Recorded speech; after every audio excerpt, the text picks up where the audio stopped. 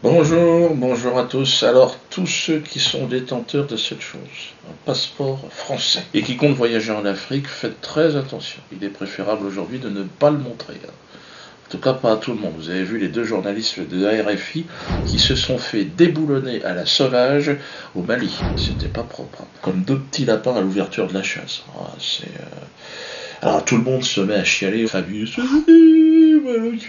l'autre, mais c'était quand même prévisible avec tout le bordel que fait la France ces dernières décennies. Je ne vais pas parler des 2 derniers siècles, enfin bon, les 2 dernières décennies, ça s'est acharné à bombarder la Libye. Attendez, les mecs, c'est malade ou quoi? C'est à cause de ça. Il a ouvert tous ces stocks d'armement, il y en a partout maintenant. Alors tout ce qui est français, je vous cache pas que. Alors évidemment, les Français n'ont rien à voir là-dedans. Je sais bien qu'on est un genre de bouclier humain de l'équipe de bras cassés, là, de braqueurs de l'Elysée. Hein. C'est vrai qu'eux ne rêvaient pas, eux, ils n'ont rien à foutre de notre gueule, hein. Ils en ont rien à foutre de la France. Hein. Eux, ils changent de drapeau comme de chemise. Ce sont des Israéliens, de toute façon. Donc, ils servent les intérêts de leur pays. Donc, conseil aux Français qui sont à l'étranger, ne parlez plus français quand vous êtes en Afrique. Hein. Vous baragouinez un genre de russe. Oh, de la vôtre, de loin. Mais non, mais on sait déjà. Portugais. Portugais, c'est bien.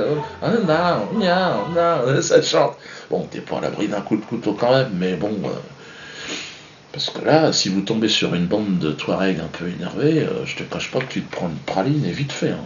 Enfin, deux cachets dans la gueule. Puis au Bali, en plus de ça, avec les deux, là, il y avait un facteur aggravant, c'est ils étaient journalistes. Donc là, malheureusement, c'est plus de l'inconscient, c'est du suicide. Parce qu'un journaliste du service public RFI pour un Touareg, ben, c'est un soldat français en ballerine et en tutu, tu vois. Donc il le voit, il est même pas armé. Bon, tu le shootes immédiatement, tu réfléchis pas. Hein. Non, parce que j'en ai beaucoup. Ah non, mais le journaliste, j'ai vu là, le droit de la presse. Je suis de la presse, je suis objectif, je vous aime bien. Non, non, attention, les Touaregs, ils ont internet, ils savent ce qui se passe dans le monde. Ils te font 3 faces sur un Rubik's Cube, aujourd'hui ça avance, les gars. Ils savent qu'ils sont assis sur un trésor d'uranium, ils ont bien compris comment ça marche. Moi je dirais aux soldats français qui sont là-bas et qui peuvent pas déserter, évidemment, parce qu'ils ont un crédit, une bagnole et des gosses qui bouffent, restez planqués. Ne sortez pas de la caserne, hein. Discretos. Hein. Surtout, n'obéissez pas aux ordres qu'on vous donne. Hein. Laissez-les faire, hein, les gens.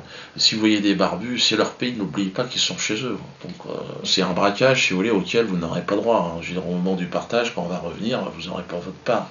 Vous êtes dans un gang, si vous voulez, vous êtes pris pour des cons. Hein. Tu vois, donc.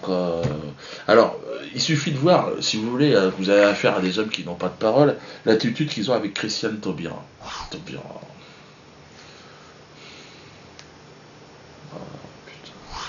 Et ils l'ont envoyé en première ligne pour défendre le mariage pour tous. Et la pauvre mémère, maintenant, elle se fait traiter de guenon. Il y a des enfants qui lui jettent des bananes dans la rue.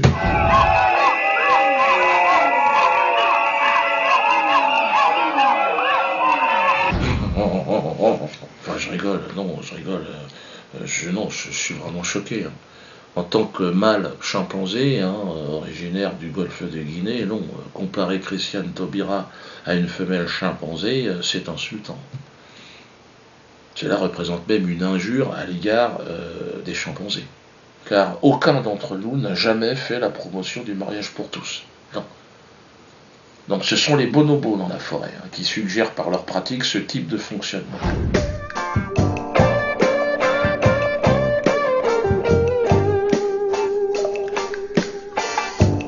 Donc pas d'amalgame, un peu de clairvoyance s'il vous plaît, de retenue. Hein. Que vous la traitiez de bonobo, bon, à la limite, ben, ce sont des singes, si vous voulez, qui s'enculent. Il n'y a pas de papa, il n'y a pas de maman, contrairement aux chimpanzés. Tout le monde encule tout le monde, simplement pour calmer le stress. Donc ça pourrait éventuellement ressembler à ce que défend Christian. Bon, je peux difficilement éviter évidemment de parler de la polémique autour de mon ancien collègue humoriste et lycéen, qui est aussi mon ami d'enfance. Mais bon, là il est en pleine campagne de promotion pour ses produits d'entretien et il a décidé d'en profiter de la polémique autour d'un différend financier qui nous aurait liés tous les deux. Et bon, je lui avais répondu vite fait dans une vidéo il n'y a pas longtemps. Mais apparemment, ça n'a pas suffi. On remet une couche. C'est vrai que c'est pas très sympa ce qu'il répond, alors que ce que je dis est vrai, hein, vraiment. Dieudo m'avait dit combien tu veux pour ce spectacle. Je dis je sais pas combien tu vas le vendre puisqu'on est associés. Alors il dit non mais combien tu veux. Alors je lui dis je sais pas 10 000 francs. À l'époque c'était des francs. Ouais ok tu les auras. Et puis donc on fait le spectacle et puis il y a le producteur qui vient me voir dans un coin et qui me dit vous êtes drôle mais vous êtes cher hein, les mecs. Hein. Ah bon combien? Il me dit 100 000 francs c'est cher hein, quand même. Sur quel terrain tu vas là?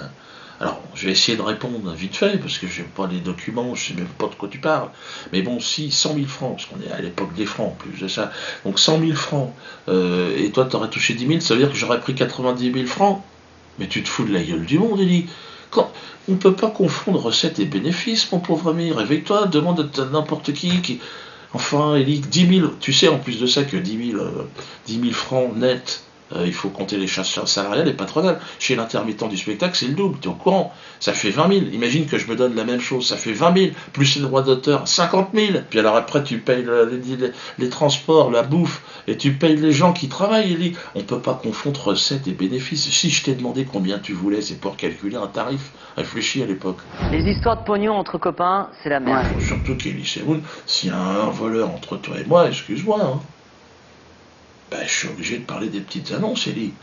C'est avec ça que tu t'es fait des couilles en or. J'ai pas vraiment envie de rentrer dans cette polémique-là, parce que il va encore me répondre. Il a raison. Excuse-moi, bon, c'est toi qui commences, Elie. Je suis obligé de te rappeler que les petites annonces d'Elie, ça n'a jamais été les petites annonces d'Elie. C'était les petites annonces d'Elie et Dieudonné, un concept qu'on avait vendu à France Télévisions. Il est où, Michel? Je suis là. Michel, la fausse patte du Calvados, hein?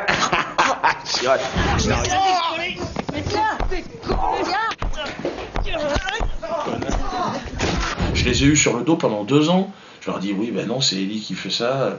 T'avais signé un contrat, mais t'étais malade, toi, Elie. Moi, je t'ai laissé faire. Tu as volé ce concept, t'en as fait. Après, t'es allé avec Franck Dubosc, parce qu'en plus, il fallait écrire. Et comme tu sais pas écrire.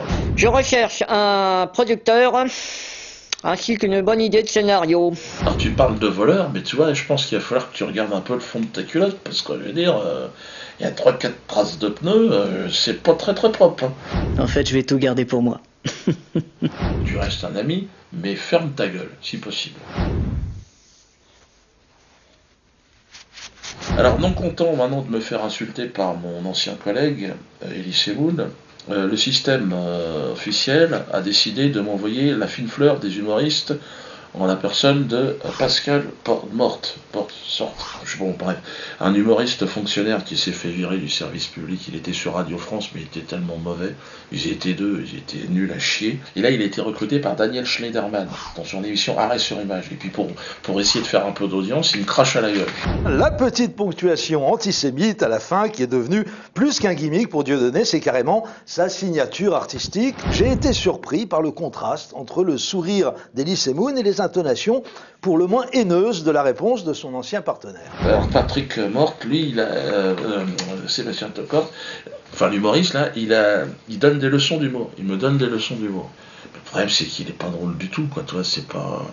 Et même les gens autour de lui n'en rient pas, quoi. Il est focalisé sur les juifs. Ça, c'est les juifs, l'argent, les juifs. Alors, ça serait le genre de signature. Il dit à un moment donné, ce serait moi, je ne parlerai que d'argent et de juifs dans tous les spectacles. Juifs, argent. Paye, argent, juif. Et je fais rire comme ça pendant 1h30. Renseigne-toi. Hein.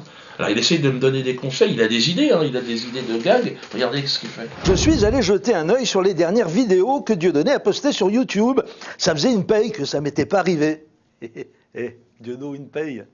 Pognon, juif. Non mais là je peux pas te laisser faire, Jean-Louis Porte là, parce que c'est pas bien. Hein. C'est pas drôle, c'est ça le problème.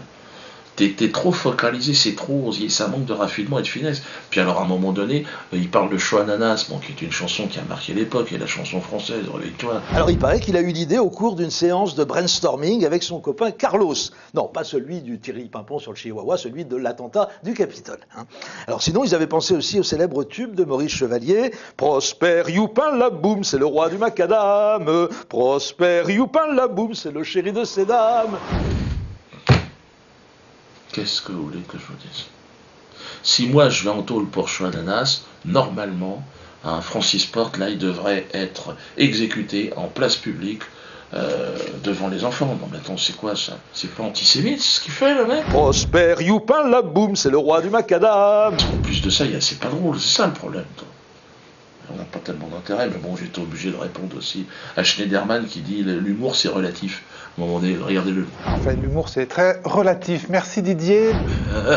Mais l'intelligence c'est relatif aussi, Schneiderman. Les journalistes aussi c'est relatif. Tout est relatif en fait. Bon, je vais arrêter sur Jean-Louis Kortz. Jean-Louis, comment c'était exactement Jean-Louis, il pourrait pas s'appeler Idrissi ou Mohamed, merde. Pas avoir un nom comme tout le monde. Alors, les quenelles, toujours plus haut, toujours plus fort avec les quenelles. Rendez-vous donc samedi prochain au Théâtre de la Main d'Or, hein, samedi prochain, ça va s'afficher en bas. Il y a aussi le 21 juin le bal des quenelles, mais tout ça en soutien de nos courageux soldats qui nous font des quenelles. Continuez à envoyer des quenelles. Et là, je demande aux policiers aussi de s'y mettre. Il y en a beaucoup, mais en tenue. N'hésitez pas, dans la rue, en tenue, faites-nous une quenelle. Floutez-vous le visage hein, pour éviter de vous faire serrer. Les bonnets rouges, vous êtes conviés à venir, évidemment, nous rejoindre au Théâtre de la Main d'Or samedi prochain à 18h. C'est pas simplement parce que vous êtes des Bretons, hein, c'est vrai que je suis moi aussi breton, ma mère, mais c'est vrai que vous représentez aujourd'hui un courant de résistance qui parle à la France. Vous faites partie naturellement de ce courant de résistance et de révolution. D'ailleurs, vous l'avez vous-même manifesté puisqu'il y a tout un tas de maîtres quenelleurs au sein de ce mouvement des bonnets rouges. C'est un petit peu compliqué, mais... Comme l'ont fait d'ailleurs les gardiens de prison. Grand moment dans l'histoire de la quenelle. Ces gardiens, aujourd'hui victimes d'une enquête administrative, sont soutenus par les détenus. Et notamment le syndicat des détenus, le COQ. Bon, je vous laisse prendre connaissance de ça, mais vous imaginez une société où surveillants et détenus sont main dans la main hein, pour manifester leur mécontentement pas face à un pouvoir corrompu. Et c'est extraordinaire. C'est extraordinaire. La quenelle est devenue un symbole étonnant d'une force et d'une puissance extraordinaire. Ceux qui s'opposent d'ailleurs à la quenelle aujourd'hui sont ridiculisés. Regardez Ondelat, il avait proposé qu'on envoie en Newf les deux valeureux chasseurs alpins qui nous avaient fait une quenelle si extraordinaire. Ondelat qui s'est fait queneller, putain. En d'autres temps, on entartait, aujourd'hui on quenelle. Ouais, ça continue. Bientôt, un projet avec les bananes, je vais vous en parler. Alors, la pétition contre la LICRA, ça c'est ce qu'on appelle la quenelle 2013. Nous devons arriver aux 100 000, on y approche. À partir de 100 000 voix, je vous rappelle que nous avons donc le droit de déposer un recours et donc demander la dissolution hein, de cette association qui évidemment nous met tous en danger, qui nous prive évidemment de notre expression, qui nous empêche de rire hein, et qui nous opprime. Et pour terminer, je vous propose le chant des partisans.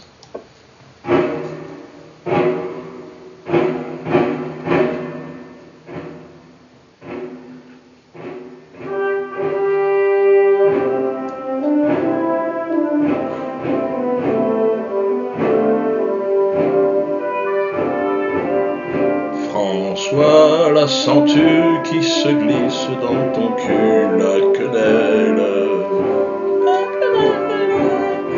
François, la sens-tu qui se glisse dans ton cul, la quenelle?